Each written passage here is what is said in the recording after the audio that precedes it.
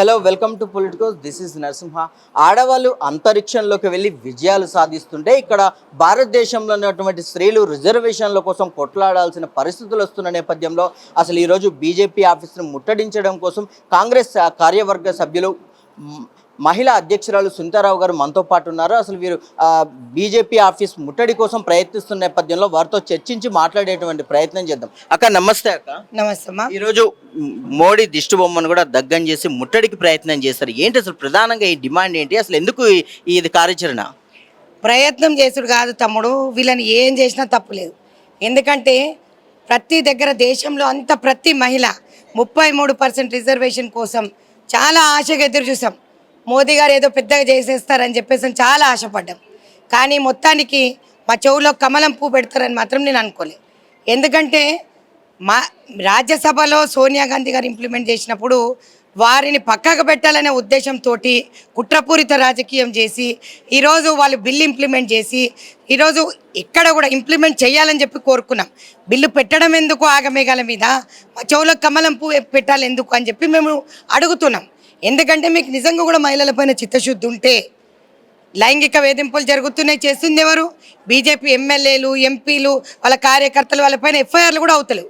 మహిళలపైన ఎట్లాంటి చిత్తశుద్ధి లేదు. ఇప్పుడు నిత్యావసర సరుకుల ధరలు చూడండి, ఆకాశానికి అంటినాయి. పప్పులు, ఉప్పులు, నూనెలు ఈరోజు మేము కొనలేని పరిస్థితి. పిల్లల చెప్పులపైన జిఎస్టీ, చీజ్ పైన జిఎస్టీ, మిల్క్ పైన జిఎస్టీ, పెన్సిళ్ళ పైన జిఎస్టీ. మేము ఏం మాట్లాడాలో అసలు అర్థం కావట్లేదు. ఇప్పటి వరకు కూడా మేము ఒక్కటే మాట చెప్పాం, ఇంత చిత్తశుద్ధి నిర్మలా సీతారామన్ గారికి జిఎస్టీ మీద ఉంది, ఇన్కమ్ ట్యాక్స్ మీద ఉంది, మరి మహిళా రిజర్వేషన్ బిల్లు ఇంప్లిమెంటేషన్లో ఎందుకు లేదు? మేము ద్రౌపది ముర్ముని ప్రెసిడెంట్ చేసాం, ఢిల్లీలో సీఎంని చేసాం, రేఖా గారిని అని చెప్పి మాట్లాడుతున్నాం. మేము గతంలోనే చేసింది సోనియా గాంధీ గతంలోనే ప్రెసిడెంట్లను చేసింది, మరి సీఎంలను చేసింది. మీరు చూసినట్టయితే శీలా దీక్షిత్ గారు ఉండే ఢిల్లీ సీఎం. మేమంతా ఒకటే మాట చెప్తాం, మహిళలకు ఎప్పుడు పెద్దపీట ఒకటే పార్టీ వేస్తుంది, అది కాంగ్రెస్ పార్టీ. గతంలో మీరు బీఆర్ఎస్ పార్టీ గురించి కూడా చూశారు. కల్వకుంట్ల కవిత ఇప్పుడు బీసీల గురించి మాట్లాడుతుంది. బీసీలను ఏముద్దరిచ్చి చేసిండ్రు వాళ్ళు? బీసీలకు ఎన్ని సీట్లు ఇచ్చిండ్రు చెప్పండి. ఈరోజు రేవంత్ అన్న ఒక మొగోడు సీఎం, మా రేవంత్ రెడ్డి గారు ఇంప్లిమెంట్ చేసిండ్రు కులగణన బీసీల గురించి. ఒక రెడ్డి అయినా కూడా ఒక బీసీలకు పెద్దపీట వేసిన కులగణ చేసిన మా ముఖ్యమంత్రి గారికి హ్యాట్స్ ఆఫ్ చెప్తూ మా చెల్లెళ్ళందరూ కూడా శుభాకాంక్షలు చెప్తున్నారు. ఎందుకంటే బీసీలు అనేటోళ్ళని తొక్కేస్తున్నారు. మా రాహుల్ గాంధీ ఏమన్నారు? ఓబీసీ కులగణన చేయాలని చెప్పి అది చూసి ఇప్పుడు చేస్తా అంటాడు. డీలిమిటైజేషన్ ఎందుకు అడ్డు వస్తుంది? ఉమెన్ రిజర్వేషన్ బిల్కి ఎందుకు అడ్డు వస్తుంది అని అడుగుతా. నేను ఒకటే మాట చెప్తా, వాళ్ళకి చిత్తశుద్ధి అనేది మహిళల పైన ఎప్పుడు ఉండదు. 8 మంది ఉన్నారు, 8 మంది ఎంపీలు నిద్రపోతున్నారా? 2 సెంట్రల్ మినిస్టర్స్ ఉన్నారు. మరి అందరికీ మేము ముద్దుల చెల్లెళ్ళమే. మా ఓటు బ్యాంక్ వాడుకుంటుంది బీజేపీ.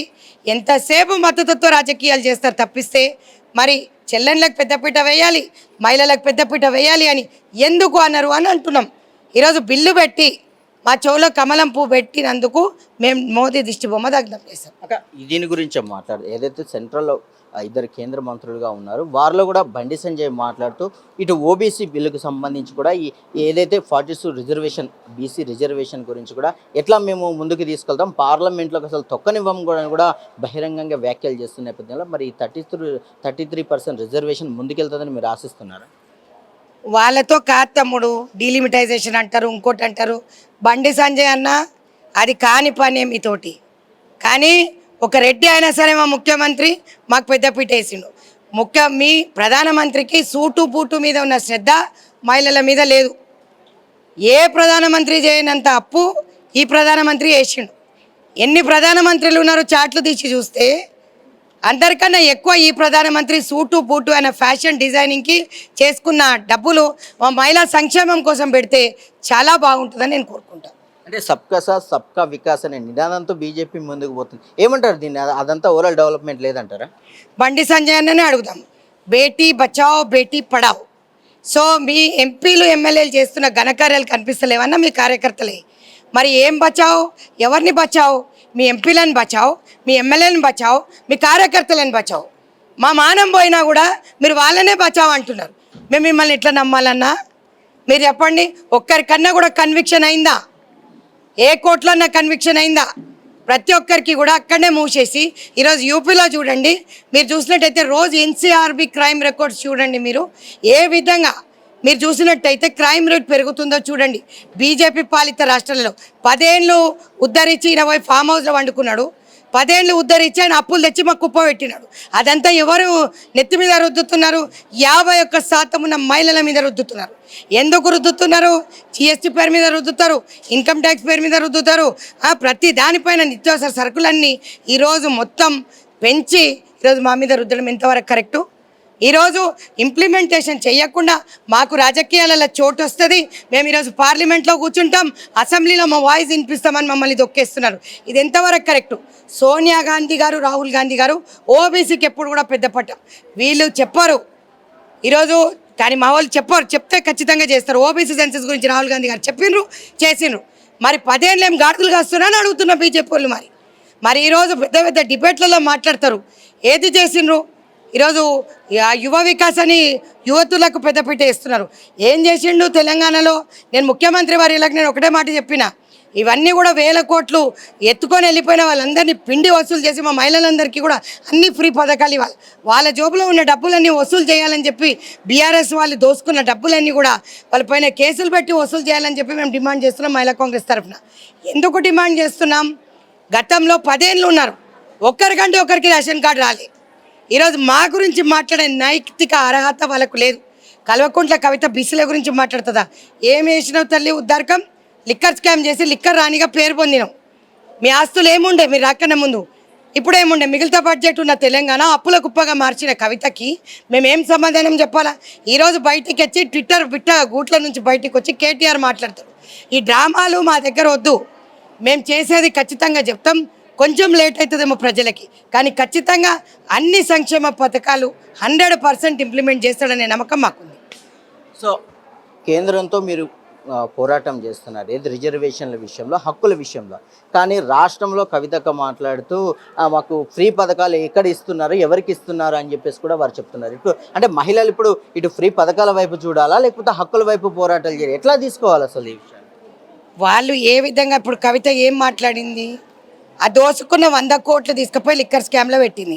అట్లా ఎన్ని వేల కోట్లు ఆమె దోసుకున్నదో అవన్నీ మాకు ఇచ్చేస్తే చాలా బాగుంటుందని నేను అనుకుంటా. ఎందుకంటే నీతులు చెప్పే చిల్కనంట ఏతులకు పోయిందంట అంటారు కదా, అట్లున్నది. నీతులు బాగా చెప్తుంది, కానీ ఆ డబ్బులు ఎవరు దోసుక తిన్నారు? కల్వకుంట్ల ఫ్యామిలీ కాదా అని అడుగుతున్నా. కల్వకుంట్ల ఫ్యామిలీకి ఖచ్చితమైన మొగోడు వచ్చిండు. అది ముఖ్యమంత్రి వర్యులు పేరు రేవంత్ రెడ్డి గారు ఒక్కొక్క నయా పైసా వసూలు చేసి తెలంగాణ ప్రజల దగ్గర నుంచి దోచుకున్న సొమ్మంతా కూడా పిల్లలందరికీ కూడా పెట్టడం ఇప్పుడు 100% మాకు కావాల్సింది. కాబట్టి ఇంకా ఇప్పటివరకు వైట్ పేపర్ రిలీజ్ చేసిండ్రు, యాక్షన్ మొదలవుతుంది. 3D ఫిలిం చూపిస్తాడు రేవంత్ రెడ్డి గారు. సో 33% రిజర్వేషన్ ద్వారా మహిళల అభివృద్ధి పూర్తి స్థాయిలో జరుగుతుందని మీరు భావిస్తున్నారు? 100% 33% ఇంప్లిమెంట్ చేస్తే చేయడు, మోదీ చెయ్యడు, చెప్తాడు కానీ చెయ్యడు. ఎందుకంటే ఆయన ఏది చెప్పినా కూడా మీరు చూస్తూనే ఉన్నారు. ప్రతిదీ మమ్మల్ని పిండేస్తున్నారు. నేను చెప్తున్నా, బేటీ బచావో బేటీ పడావో ఎవరు చేస్తున్నారు? సబ్కా సాత్ సబ్కా వికాస్ ఎక్కడ పోయింది? మేము పెట్టిన స్కీమ్స్ ఆయన ఇంప్లిమెంట్ చేస్తాను. ఢిల్లీలో ఎలక్షన్లో మనం చెప్తున్నాడు, ఇప్పటివరకు ఎవరికి సిలిండరే రాలేదు. నేను తిరిగినాను ఢిల్లీ ఎలక్షన్, జమ్మూ కాశ్మీర్ ఎలక్షన్లో తిరిగాను. ఎంత వ్యతిరేకత అంటే ప్రతిదీ మతతత్వ రాజకీయాలు చేసి తొక్కేస్తున్నారు ఈరోజు. అది తప్పు అని ఒకసారి తెలియజేస్తున్నాను. 33% రిజర్వేషన్ బిల్లు వచ్చి ఆడ పండి ఉన్నా కూడా ఇంప్లిమెంట్ చేయకపోవడం శోచనీయం. కాబట్టి ఖచ్చితంగా ఉక్కుపాదం మోపి మహిళా కాంగ్రెస్ కొట్లాడుతూనే ఉంటుంది. ఇది ఆరంభం మాత్రమే, అంతం కాదు. ఈరోజు పోలీసు వాళ్ళతో మమ్మల్ని అంచేయచ్చు, లా అండ్ ఆర్డర్ ఎవరికి సపోర్ట్ చేయదు, కాకపోతే మమ్మల్ని ఆపింటారు. కానీ నేను అదే డీజీపీ గారికి కూడా సిపి గారికి కూడా చెప్తుంది ఏంటంటే, ఈ పిల్లలు అనేది ఎవరైతే వచ్చారో వాళ్ళకి మరి ట్రైనింగ్ సరిగ్గా ఇస్తలేరో ఏమో, మా బట్టలు చింపుతున్నారు, మమ్మల్ని గిచ్చుతున్నారు, అట్లాంటి పద్ధతులు చేయొద్దని చెప్తున్నారు. మీరు ప్రాపర్గా ఏదైతే చెయ్యాలో ఆ విధంగా వాళ్ళకు రూల్ పొజిషన్ చెప్తే బాగుంటుంది. ఒక అడ్వకేట్గా నేను కూడా చెప్తాను, మమ్మల్ని కొట్టడం మమ్మల్ని గిచ్చడం అనేది తప్పు. మళ్ళీ ఒకసారి ఖండిస్తున్నా. గతంలో బీఆర్ఎస్ పార్టీలో జరిగింది, కానీ ఇప్పుడు కాంగ్రెస్ పార్టీలో జరగొద్దు. నేను ఒక representation I will give to DGP of police, chief minister also and commissioner of police also. This is చాలా వ్యంగ్యమైన చర్య. అండ్ పెద్ద ఆఫీసర్స్ శోచనీయంగా తమాషా చూస్తున్నారు చూడండి, చాలా తప్పు అని చెప్పి ఒకసారి మేము మాట్లాడుతుంది దేశ ప్రజలందరికీ కూడా, మహిళలందరికీ కూడా 33% వస్తే మా జీవితాలు బాగుపడతాయి, మేము వెలుతురులో ఉంటామనే ఒక ఆశాభావంతో మేము ముందుకెళ్తున్నాం. ఈరోజు వాళ్ళు చేస్తలేరు కాబట్టి వాళ్ళకి రిప్రజెంటేషన్ ఇద్దాం, వాళ్ళని బయటికి పిలిచి మాట్లాడదామనే ఉద్దేశం తప్పిస్తే గెరవ్ చేసి మేమేమో హంగామా చేయాలని అనుకోలేదు. సో ఫైనల్గా ఏదైతే ఈ రిజర్వేషన్ల విషయంలో ముందస్తు కార్యాచరణ కానివ్వండి, భవిష్యత్తులో ఎట్లాంటి ఒత్తిడి తేబోతున్నారు కేంద్రం మీద కానివ్వండి, రాష్ట్ర ప్రభుత్వం నుంచి? మొట్టమొదటిగా మన నేషనల్ ప్రెసిడెంట్ మొన్న జంతర్ మంతర్ దగ్గర చాలా పెద్ద ఎత్తున ధర్నా చేశారు. అదేవిధంగా దేశ వ్యాప్తంగా అన్ని స్టేట్స్లో ధర్నా జరుగుతుంది. రాబోయే కాలం దీనికన్నా పార్లమెంట్ కంప్లీట్ అయిపోయే లోపలని చాలా పెద్ద ధర్నా కూడా మేమందరం కూడా ప్లాన్ చేస్తున్నాం. మోదీ కిందికి రావాలి, మహిళలకు పెద్ద పీట వేయాలి. వేయకపోతే మాత్రం మేము ఇక్కడ వీళ్ళని కూడా తిరగనీయం. వెళ్ళి అడుగుతాం, తప్పేముంది? ప్రజాప్రతినిధి అన్నప్పుడు మాకు ఆన్సర్ ఇవ్వాలి. ఎందుకు ఇవ్వరు? మా ఓట్లు వేయలే, మీరు గెలిచిండ్రు కదా ఎంపీగా. ప్రతి ఒక్కరు ఎంపీలో గెలిచి ఏం చేయనీకే పోతున్నారు? మరి చుట్టం చూపుగాడ కూర్చొని కుర్చీలలో మీ పనులు చేసుకోనీకే పోతున్నా? మరి మా మహిళలకు పెద్ద పీట వేయకపోతే ప్రతి ఒక్కరు కూడా ఆ జిల్లాకు వచ్చి మేము అడుగుతాం. అక్కడ ఎంపీగా గెలిచి కాదు, మా ఎంపీలు వాయిస్ రేజ్ చేస్తున్నారు. ఈరోజు కులగణన గురించి మేము మాట్లాడినప్పుడు 100% మా ముఖ్యమంత్రికి ఉన్న చిత్తశుద్ధి ప్రధానమంత్రికి ఎందుకు లేదు అని అడుగుతున్నాం.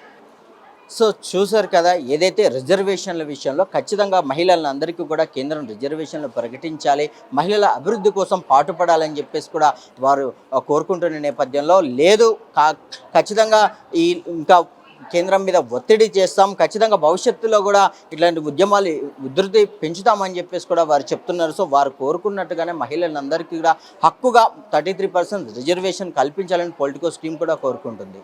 Please subscribe to the channel and download the Politicos app from the links in the description.